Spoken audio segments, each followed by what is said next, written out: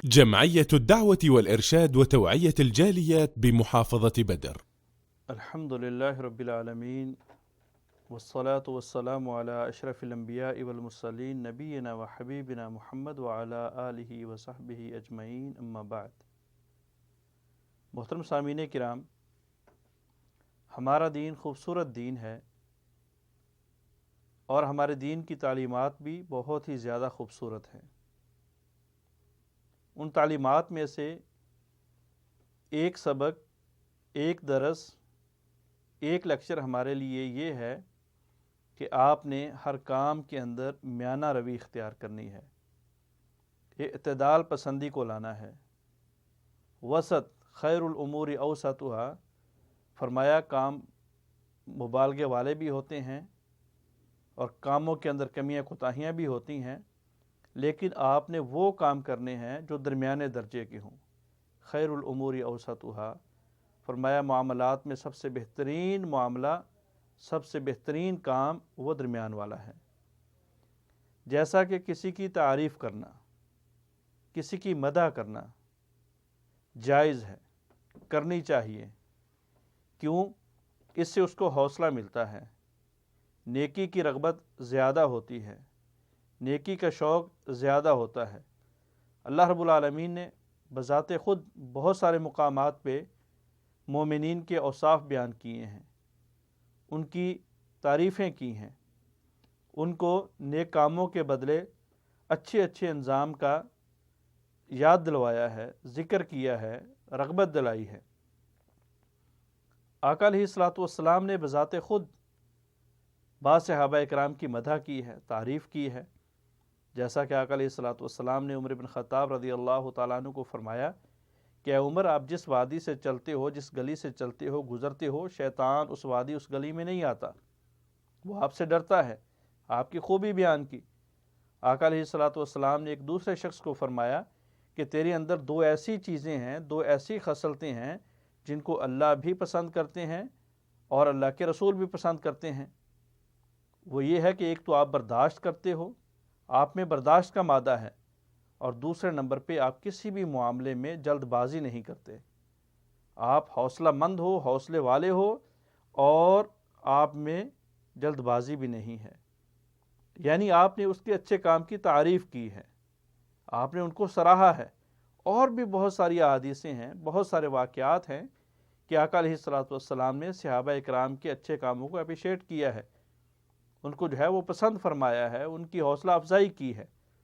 لیکن تعریف کے معاملے میں آقا علیہ الصلوۃ والسلام کی چند احادیث انسان کی نظر میں رہنی چاہیے۔ کیوں کہ ان احادیث کے اندر آپ نے حد سے زیادہ تعریف کرنے والے کو اور جس کی حد سے زیادہ تعریف کی جائے، دونوں کو مذموم قرار دیا ہے۔ دونوں کے بارے میں آپ کے الفاظ بڑے ہی ناپسندیدہ اور بڑے ہی سخت ہیں۔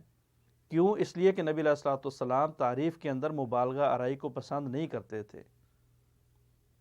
اسی لیے آقا علیہ الصلوۃ والسلام نے فرمایا کہ اے لوگو، مجھے اس طرح بڑھا چڑھا کے بیان نہ کرو، میری تعریف کے اندر اس طرح مبالغہ نہ کرو جس طرح عیسائیوں نے حضرت عیسیٰ کی تعریف میں کیا۔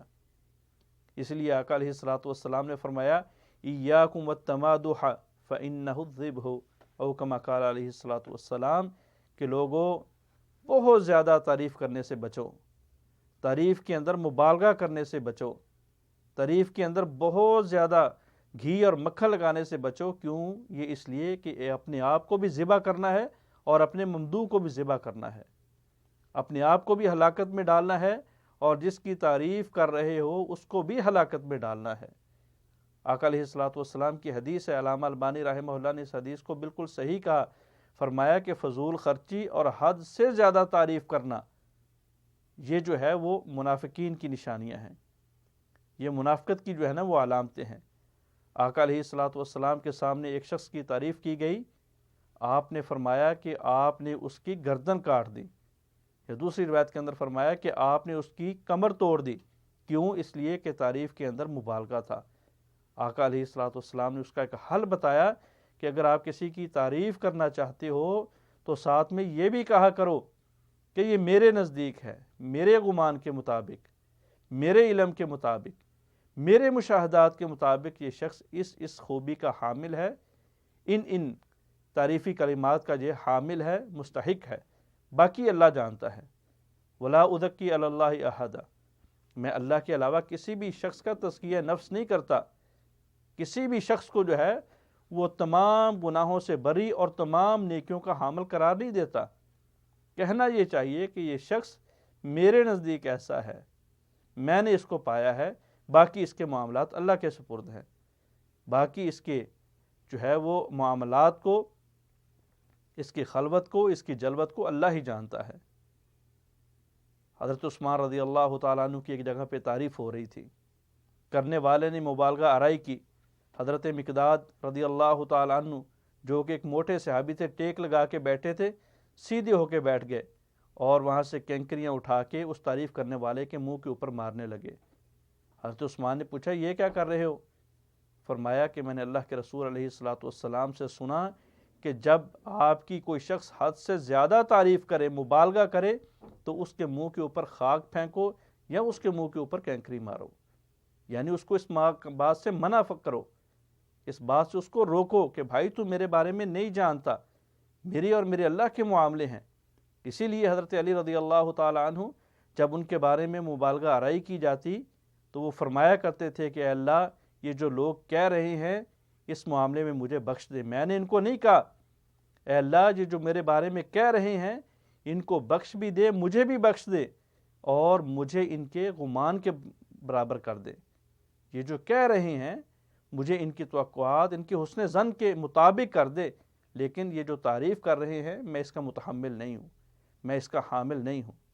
تو بہرحال یہ ایک ایسا درس ہے، یہ ایسا کام ہے جو ہمارے معاشرے میں بہت زیادہ کیا جاتا ہے، بالخصوص خطیب حضرات، اور اسی طرح جو ہے وہ معلم حضرات، ٹیچر حضرات، یعنی زندگی کا کوئی شعبہ بھی تعریف سے خالی نہیں ہے، لیکن عہد مسلمان تعریف کے اندر مبالغہ آرائی کرنا یہ ہمیں حق حاصل نہیں ہے۔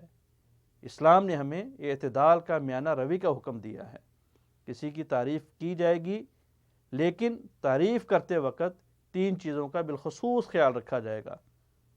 پہلے نمبر پہ مبالغہ آرائی نہیں کی جائے گی۔ کیوں؟ اس لیے کہ مبالغہ آرائی کے اندر جھوٹ ہوتا ہے۔ بات کرنے والا حد سے زیادہ جب تجاوز کرتا ہے تو وہ جھوٹ بول رہا ہوتا ہے، اور اس سے اللہ بھی ناراض ہوتے ہیں۔ دوسرے نمبر پہ تعریف کے اندر خوشامد نہیں کی جائے گی، یعنی یہ بھی ایک مبالغے کے اندر آ جاتا ہے، جھوٹ کے اندر آ جاتا ہے کہ جو ہے نا وہ انسان تھوڑی اہمیت کا حامل ہے، انسان تھوڑی خصوصیات کا حامل ہے، لیکن اس کو جو ہے نا وہ کل فی الکل بنا دینا، تعریف سے زیادہ اس کی خوشامد کرنا، تعریف سے زیادہ اس کو جو ہے نا وہ مکھن لگانا، اس میں ہوا بھرنا، یہ بھی جو ہے وہ ایک جھوٹ کا، ایک منافقت کا جو ہے وہ طریقہ ہے۔ اور تیسرے نمبر پہ بالخصوص جب آدمی کم ظرف ہو، چھوٹے دل و دماغ کا مالک ہو، تو اس کی حد سے زیادہ تعریف نہیں کرنی چاہیے۔ اور افسوس کے ساتھ کہ آج بڑی بڑی کلگیوں والے، پگڑیوں والے، گدیوں والے جو دین سے بہت دور ہیں لیکن دین کے ٹھیکے دار بنے ہوئے ہیں، وجہ صرف یہ ہے کہ ان کی تعریف کے اندر مبالغہ آرائی کی گئی ہے۔ ان کو اس حد تک پہنچا دیا گیا ہے کہ آپ تو پہنچے ہوئے ہو، آپ کا تو حساب و کتاب ہی نہیں ہونا، آپ تو ایسی نسل سے ہو، ایسے خاندان سے ہو، آپ تو فلاں ہو، فلاں ہو، فلاں ہو، یعنی ان کی تعریفیں کر کر کے ان کے ذہنوں میں یہ بات ڈال دی ہے کہ وہ سمجھتے ہیں کہ ہم جو ہے وہ عام مخلوق نہیں ہیں، ہم باقی انسانوں سے اعلیٰ انسان، اعلیٰ مخلوق ہیں، لہذا ہمارا تو کوئی حساب و کتاب ہی نہیں ہے، ہم تو ہیں ہی بہت زیادہ نیک۔ تو یہ وہ چیزیں ہیں جو انسان کو گمراہ کرتی ہیں، انسان کو جنت سے دور کرتی ہیں، انسان کو جہنم کے نزدیک لے کے جاتی ہیں۔ دعا ہے کہ اللہ تعریف کرتے وقت مبالغہ آرائی سے محفوظ فرمائے۔ السلام علیکم ورحمۃ اللہ وبرکاتہ۔